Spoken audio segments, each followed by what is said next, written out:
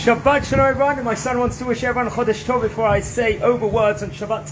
Parshat Devarim. Tell everyone Chodesh Tov. Chodesh Tov. Hi everyone. I'm going to continue the series of the weekly Parsha, and this week it is Shabbat, Parshat Devarim. We are entering a new book, the Mishneh Torah as they call it, where we recollect everything that has happened inside the Torah so far, especially from Yetziat Mitzrayim, from the time of leaving of Egypt and the wanderings over the 40 years inside the wilderness, inside the Midbar. So what's very interesting in this week's Parsha, it recollects everything. We talk about what happened, where we were complaining, where we got the two luchot and the Aseret HaDibrot, the 10 main commandments, also at 613 mitzvot, and all the travelings of the wilderness. One thing I want to concentrate on, which was featured very much in Parshat Yitro, was advice that Yitro, the father-in-law of Moshe, gave to Moshe Rabbeinu. He saw that Moshe Rabbeinu, at the time when they had a time of receiving the Torah and everything else, he saw that the burdensome work that Moshe Rabbeinu had to do within regards to judging people, within regards to structuring the people, with being in charge of everyone, he saw that there was too much burden on Moshe Rabbeinu, too much work, and he gave an advice on a specific judicial system to where the burden would be very much shared within regards to heads of different tribes and people, key figures from the different tribes. They would get involved and help Moshe Rabbeinu make a structure, a hierarchy featuring many people.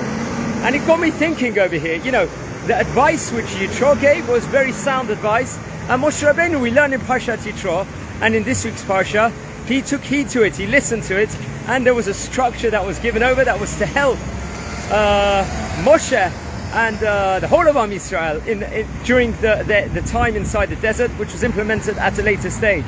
So it got me thinking over here how important it is, even if we're not like the heads of a specific organization or something, that if we see someone is not necessarily doing the correct job at the time, or there's room for improvement, it's very important also, in a constructive manner also, if one sees something is missing, to give the correct advice to someone else to help improve.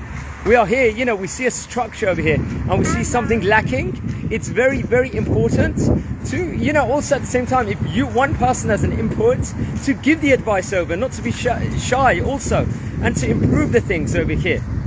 Because it could be that what I see, for example, what another person sees, the person running the thing, doesn't necessarily see. So sometimes it's the greatest form of kindness, in a constructive and a diplomatic way, to give the advice over to help the person or the party or the organization or the business to actually improve, because feedback is a key thing. That's why major companies spend billions and millions of dollars each year, the major companies, on asking for feedback from people and everything else with regards to how to improve their system.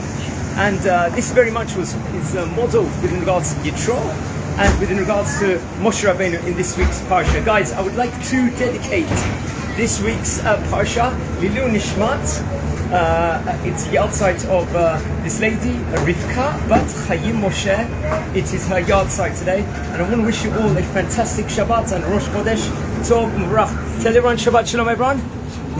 Yeah, this is my son giving a nice bracha, guys. Here I am on the bus here in Israel, and enjoy. Take care.